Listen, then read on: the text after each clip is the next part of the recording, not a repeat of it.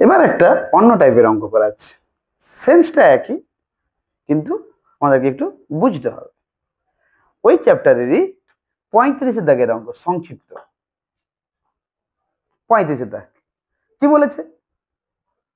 একটি শ্রেণীতে 30 জন বালক ও 20 জন বালিকা আছে। কি বললাম?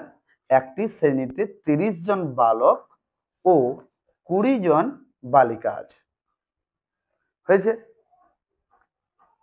এবং অর্ধেক বালক ও অর্ধেক বালিকা নীল চক্ষু বিশিষ্ট।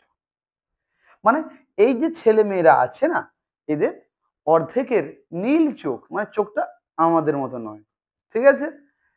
এবার কি, তাহলে কতজন বালকের নীল চোখ আছে? অর্ধেক, মানে কত? 15 জন। 15 জন। আচ্ছা, আবার কি, কতজন বালিকার নীল চোখ আছে?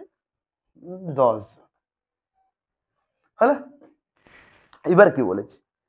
শ্রেণী থেকে উদ্দেশ্যহীনভাবে একজনকে নির্বাচন করা হলো। তাহলে এই একটা শ্রেণীকক্ষ, এখানে 30 জন বালক ছিল, 20 জন বালিকা ছিল। হয়েছে? এবার কি, শ্রেণী থেকে উদ্দেশ্যহীনভাবে একজনকে তোলা হয়েছে। তাহলে মোট কতজন? টোটাল হচ্ছে 50 জন। এখান থেকে উদ্দেশ্যহীনভাবে একজনকে তোলা হলো, তাহলে ছিল 50 জন, তুলেছি একজনকে। কত উপায়ে তুলতে পারি? তাহলে 50C1, হ্যাঁ কিনা? বা আমি এটা কি বলতে পারি, যে স্যাম্পল স্পেসে বা নমুনা দেশে 50টা সদস্য আসবে। হয়েছে? এবার কি, শ্রেণী থেকে উদ্দেশ্যহীনভাবে একজনকে নির্বাচন করা হলে সে বালক অথবা নীল চক্ষু বিশিষ্ট হওয়ার সম্ভাবনা কত? তাহলে ফার্স্টে ধরে নিলাম আমি যে একজনকে তুলেছি, ওই একজনের বালক হওয়ার ঘটনা এ, আর নীল চক্ষু বিশিষ্ট হওয়ার ঘটনাটা বি। কি বললাম? বালক হওয়ার ঘটনা এ ও নীল চক্ষু বিশিষ্ট হওয়ার ঘটনা বি। হয়েছে? এবার এবার আমি চলে যাচ্ছি অঙ্কে। কিরকম?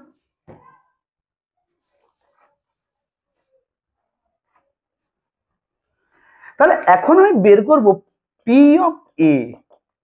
পি অফ এ সমান কত হবে? পি অফ এ মানে কি? N of A by N of S. এটা কি ঘটনা? আমি ধরেছিলাম বালক বা বয়, আর এটা কি, বিটাকে ধরেছিলাম নীল চক্ষু বা ব্লু আই। তাহলে N of A by N of S. এবার এন অফ এ সমান কত হবে? এ মানে কি? বালক হওয়ার ঘটনা, মানে এতে কতজন সদস্য আছে। তাহলে এতে কতজন সদস্য আছে, মানে সোজা কথা কতজন বালক আছে। ছিল কতজন বালক? 30 জন বালক। তুলব কজনকে? একজনকে। কত উপায়ে তুলতে পারি? সেই একই রকম, 30C1 সমান 30, বা ঘুরিয়ে আমি বলে দিলাম এন অফ এ সমান 30। এটা কিন্তু খুব ইম্পর্টেন্ট, 30। এবার কি, N of S. N of S সমান কত? মানে কি, নমুনা দেশের সদস্য, একটু আগেই বের করে এসেছি। এন অফ এস সমান 50, কারণ টোটাল তো 50, তার মধ্যে থেকে একজনকে তুলছি, তাহলে 50। Next, P of B. এটা কিন্তু খুব ইম্পর্টেন্ট, খুবই। বিটাই কি ধরেছি? নীল চক্ষু বিশিষ্ট। তাহলে পি অফ বি সমান আমি কি জানি? N of B by N of S. এটার মানে কি, বি এর সদস্য, বিটাই কি ধরেছিলাম? ব্লু আই বা নীল চক্ষু।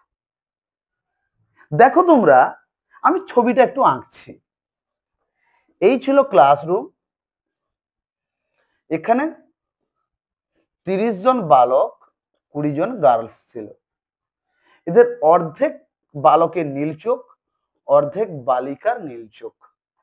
তাহলে টোটাল কতজনের নীল চোখ? দেখো 25 জনের। এই 15 জন আর এই 10 জন, টোটাল 25 জনের নীল চোখ। ঠিক আছে, তাহলে এন অফ বি সমান কত হবে? 25 বাই এন অফ এস সমান কত হবে? 50। ক্লিয়ার হয়েছে?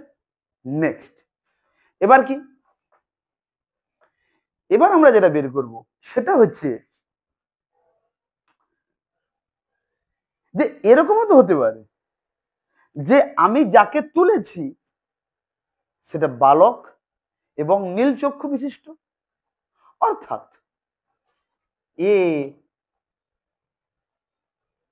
এ intersection B. A intersection B মানে কি?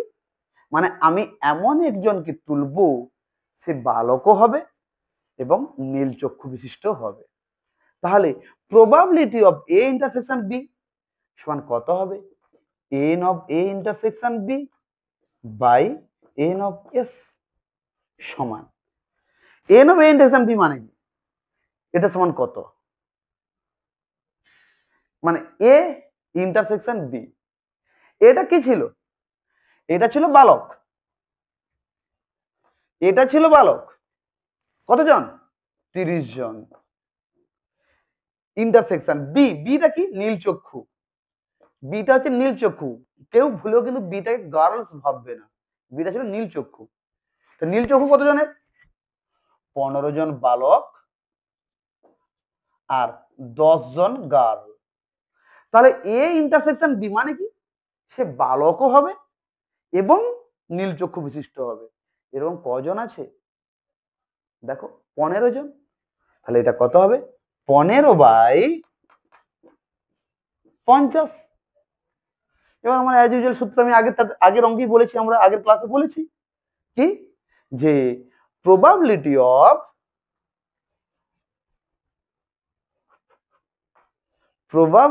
অফ এ ইউনিয়ন বি সমান probability of A plus probability of B minus probability of A intersection B সমান প্রবাবিলিটি অফ এ কত বেরিয়েছিল আমাদের? 30/50 প্লাস প্রবাবিলিটি অফ বি কত বেরিয়েছিল? প্রবাবিলিটি অফ বি বেরিয়েছিল 25/50 minus probability of A intersection B কত বেরিয়েছিল? লেখাই আছে 15/50 সমান কত হবে? 40/50 সমান হবে কত? 4/5। Hence the answer. তাহলে যে এ এবং বি অর্থাৎ সরি এ অথবা বি মানে নীলচক্ষু অথবা বালক হওয়ার ঘটনা এ ইউনিয়ন বি, তার সম্ভাবনা কত হবে? 4/5। আমরা চলে যাচ্ছি নেক্সট অঙ্কে।